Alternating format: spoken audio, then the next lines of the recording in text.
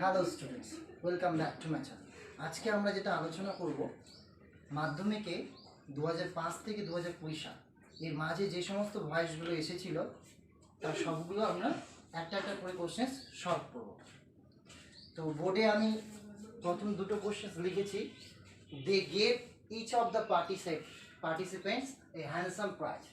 এটা ছিল 2005 সালের কোশ্চেন। নেক্সট কোশ্চেন আছে, someone wrote this letter in the 19th century. এই দুটো ভয়েস করে দেখাবে আমাদের এই স্টুডেন্ট ঋতু। ঋতু আয়।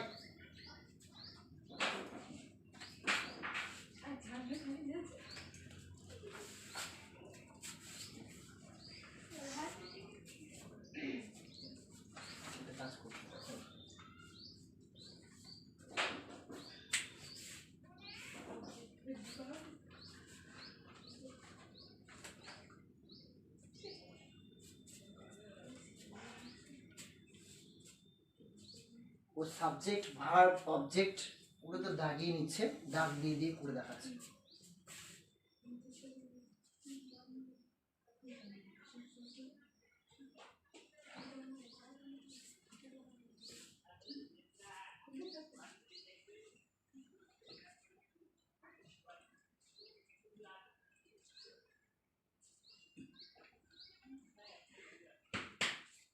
সোজা কর।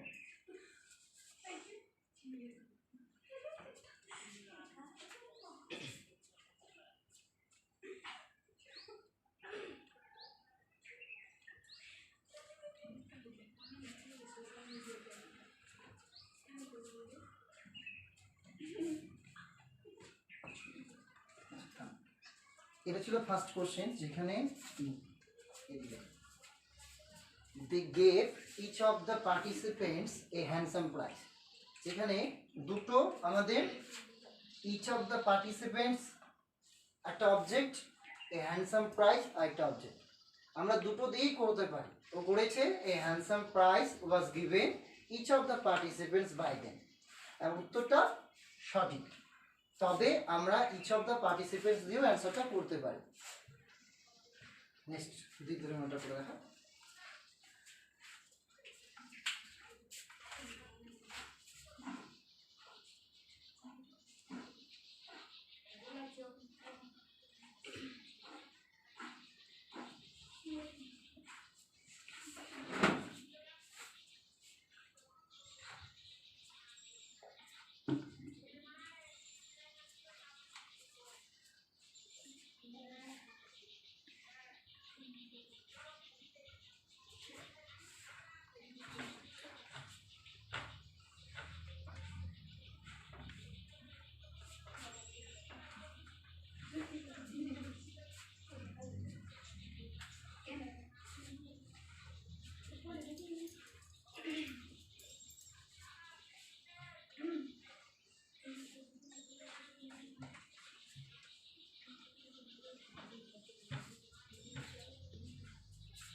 Someone wrote this letter in the 19th century, যেটা 2007 সালে এসেছিল। রোডটা আমাদের ভার্ব, যেটা দেখে বুঝতেই পারছি সেটা হচ্ছে পাস্ট ইনডিফিনিট। দিস লেটার এটা আমাদের অবজেক্ট। সামওয়ানটাকে আমরা বাই দিয়ে পরে না লিখলেও চলে, অসুবিধা নেই সেটা। আর ইন দ্য 19th সেঞ্চুরি এটা এক্সট্রা বা আদার্স বলি যাকে। সো এটা করা হয়েছে, ও করেছে this letter was written in the 19th century by someone, এটা না লিখলেও ঠিক। নেক্সট কোশ্চেন 2008 সালে এসেছে, we call the tiger our national animal. আর 2010 এ এসেছে শাট দ্য ডোর। এই দুটো করে দেখাবে রুমা।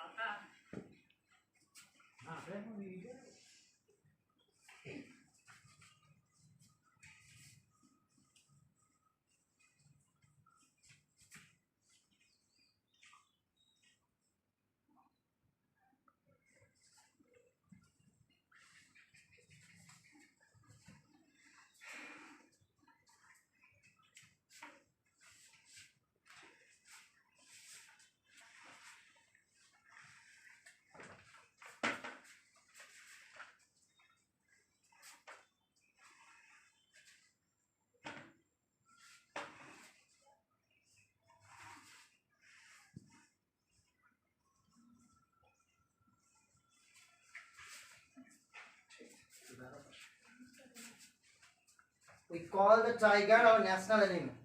এটা হচ্ছে subject, call হচ্ছে verb, the tiger object, our national animal এটা object, কিন্তু এটা double object আছে. You can use the tiger and also our national animal, দুটোই ব্যবহার করা যেতে পারে. তো রুমা করেছে the tiger is, কেন is হয়েছে? because singular. The tiger is call it third form called our national animal by we থাকার কারণে হাঁস ব্যবহৃত হয়েছে. তো ঠিক আছে, নেক্সট কোশ্চেন রয়েছে shut the door. এটা ইম্পারেটিভ সেন্টেন্স, যেখানে কিনা এটা কি করে? অর্ডার করে. যখন অর্ডারমূলক কোনো কিছু হয় তখন আমাদের করতে হয় বিগিনিং আমাদের লেট দিয়ে শুরু করতে হয়. আর কি করে বুঝবো? বিকজ সামনেই আমাদের কি রয়েছে? একটা ভার্ব রয়েছে, স্টার্টিং উইথ এ ভার্ব. যখন শুরু হয় তখন তা বোঝাই যায় সেটা হচ্ছে ইম্পারেটিভ সেন্টেন্স. আর শাট দ্য ডোর এটা হচ্ছে অর্ডারমূলক. আর অর্ডার বা আদেশ যখন হয় তখন আমরা সেটা কি দিয়ে করি? লেট দিয়ে করি. তাই প্রথমে লেট, অবজেক্টের সাবজেক্ট দ্য ডোর, বি শাটের third form shut, let the door be shut. এটা ঠিক করেছে. প্লিজ পোস্ট দ্য লেটার 2011 সালে এসেছে. Next question, I am writing a poem, এটা এসেছে 2012-তে. এই দুটো আমাদের করে দেখাবে মৌমিতা. আসো.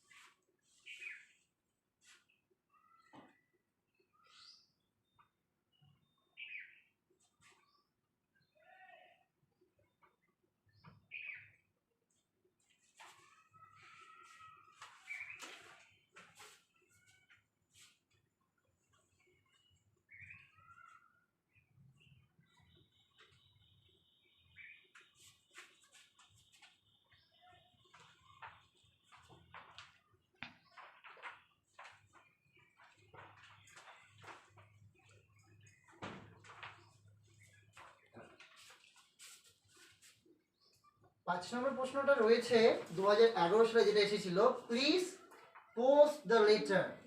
এটাও ইম্পারেটিভ সেন্টেন্স, কিন্তু এই ইম্পারেটিভ সেন্টেন্সে বিগিনিং এ কি আছে? প্লিজ আছে. তাহলে এটা কি বোঝাচ্ছে? রিকোয়েস্ট বোঝাচ্ছে. যখন রিকোয়েস্ট যুক্ত হয় তখন প্লিজের পরিবর্তে ইউ আর রিকোয়েস্টেড টু ব্যবহার করা হয়. যে কারণে সে ব্যবহার করেছে ইউ আর রিকোয়েস্টেড টু, বাকি যা এক্সট্রা থাকে সেটা বসিয়ে দিতে হয়. You are requested to post the letter. Okay, next question ছিল I am writing a poem. I subject, am writing দেখে বোঝাই যাচ্ছে সেটা কি?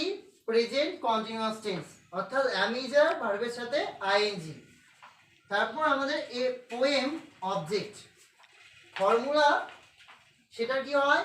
অ্যাম ইজ আর বিইং ভার্বের থার্ড ফর্ম.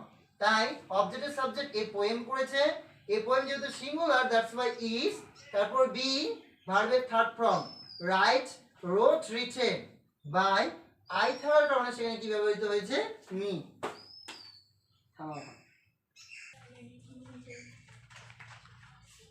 7 নম্বর কোশ্চেন রয়েছে যেটা 2013 সালে এসেছিল, the teacher gave Suresh an exercise book, please maintain silence in this room. এটা এসেছিল 2014-তে. এই দুটো করে দেখাবে লাকি.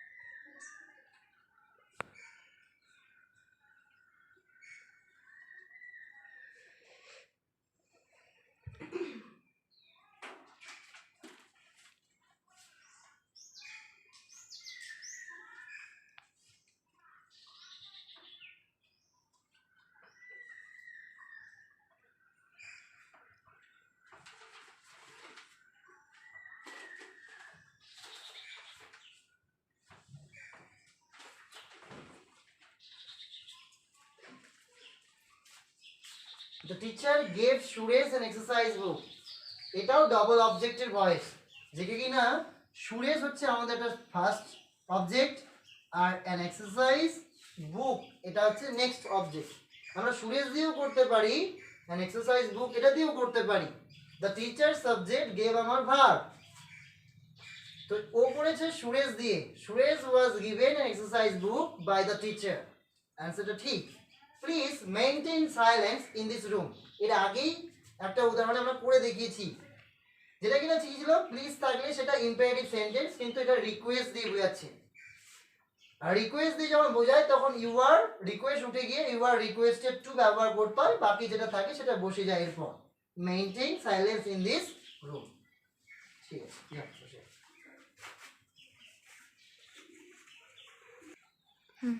এবার আমরা করব 9 আর 10।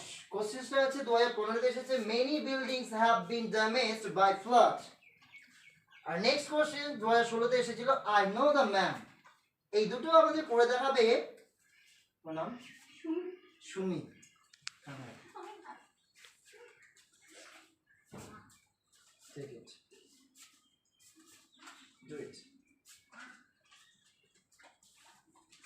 ঠান্ডা মাথায় করো, কোনো চাপ নেই।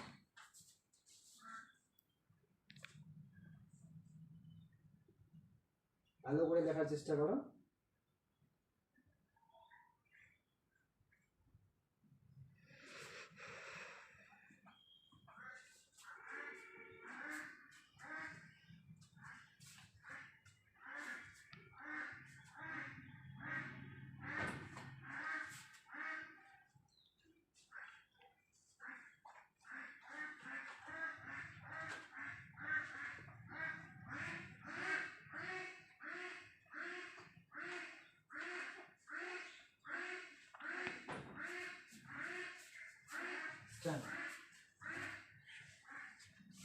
কোশ্চেনটা ছিল, many buildings have been damaged by flood, I know the man. Next question, তো এটা প্যাসিভে রয়েছে, তাকে অ্যাক্টিভ ফর্মে আমাদের করতে হবে। তো হ্যাভ বিন আছে, এখানে আমরা বুঝতেই পারছি সেটা কি আছে, প্রেজেন্ট পারফেক্ট আছে। তো প্রেজেন্ট পারফেক্টের ফর্মুলা হচ্ছে যে আমাদের সাবজেক্ট, তো অবজেক্টটা আমাদের কি হবে, ট্রান্সফার হয়ে সাবজেক্ট হয়ে গেল, আর তারপরে আমাদের হ্যাভ হ্যাজ ব্যবহৃত করতে হয়। তো ফ্লাড হ্যাজ, ভার্বের থার্ড ফর্ম ড্যামেজ অলরেডি আছে, আর সাবজেক্টের আমার কি হয়ে যাবে, অবজেক্ট হয়ে যাবে। এখানে মেনি বিল্ডিংসটা এখানে আমাদের অবজেক্ট ফর্মুলা বেশি ব্যবহৃত হবে, মেনি বিল্ডিং। উত্তরটা যে the flood has damaged many buildings. ঠিক। আই নো দ্য ম্যান, এই নো ওয়ার্ডটা যখন থাকে বেসিক্যালি, তখন আমরা বাই ব্যবহার করি না, বাইয়ের পরিবর্তে আমরা সেখানে টু ব্যবহার করি। তো এ করে দেখিয়েছে আমাদেরকে, দ্য ম্যান ইজ, নো এর third form non, to me, I থাকার কারণে এখানে মি। ব্যতিক্রম রইল এটাই, নো থাকার কারণে আমাদের এখানে কি ব্যবহৃত হলো, টু। সুমির জন্য ক্ল্যাপ করে দাও তোমরা।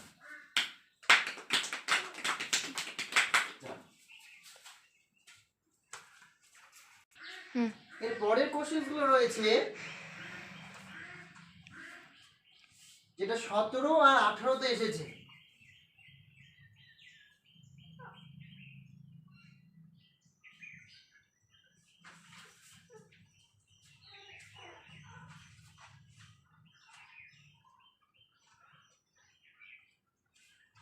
আচ্ছা, একটু সালটা এদিক ওদিক হতে পারে, আই থিঙ্ক, জানি না ঠিক। My friend gave me a story book. And next question রয়েছে, the teacher delivered a lecture to a group of students. এই দুটো করে দেখাবে ঋতু।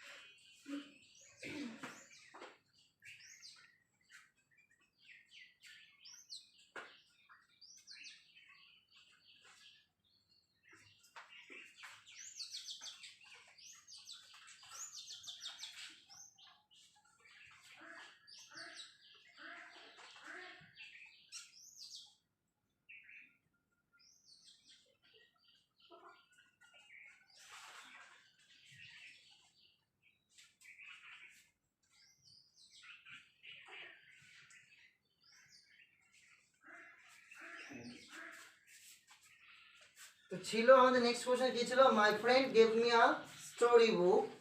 এখানে আমাদের এটাও ডবল অবজেক্টিভ, আর যেটা কিনা গেভ আছে মানে পাস্ট টেন্সে আছে, পাস্ট ইনডিফিনিট। ও করেছে মি দিয়ে আই ওয়াজ গিভেন, এক্সট্রা তারপর এখানে বসে গেছে I was given a story book by my friend. Next question রয়েছে the teacher delivered a lecture to a group of students, যেটা 2018 সালে এসেছিল। এই লেকচার এখানে আমাদের একটা অবজেক্ট, একটাই অবজেক্ট, আর to a group of students এটা হচ্ছে others. The teacher subject, delivered হচ্ছে আমাদের ভার্বের second form, it's mean past indefinite. A lecture was delivered, a lecture was delivered, এই আদার্স যেটা আছে সেটা এখানে বসে গেল to a group of students, student না স্টুডেন্টস, বাই দ্য টিচার। আসলে বুঝা গেল? ক্ল্যাপ ফর ঋতু।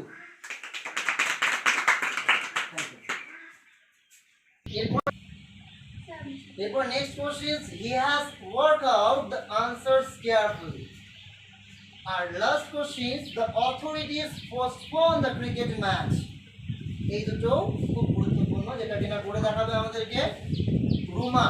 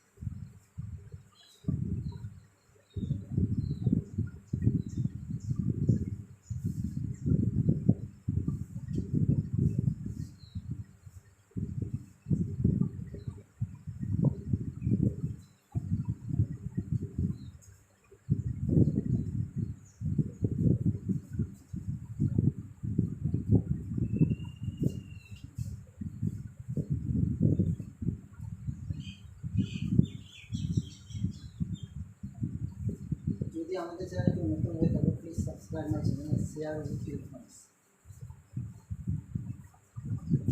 আসছো না আচ্ছা, 14 নম্বর প্রশ্ন ছিল he has work out the answers carefully, যেটা কিনা ও পড়েছে উত্তরটা the answers have been carefully, ওয়ার্ডটা যেটা কিনা আমরা এই ওয়ার্ডের পরেও দিতে পারবো, ওয়ার্ক আউট কেয়ারফুলি বা কেয়ারফুলি ওয়ার্ক আউট দেওয়া যেতে পারে by him. Next question, the authorities postpone the cricket match, past ইনডিফিনিটে আছে, অবজেক্ট হলো দ্য ক্রিকেট ম্যাচ, তাই সেটা সাবজেক্ট হয়েছে, আর যেহেতু এটা singular form that's why was ব্যবহৃত হয়েছে। ভার্বের থার্ড ফর্ম এটাই হবে, postponed by the authorities. Clap for Ruma. And thanks for watching my video.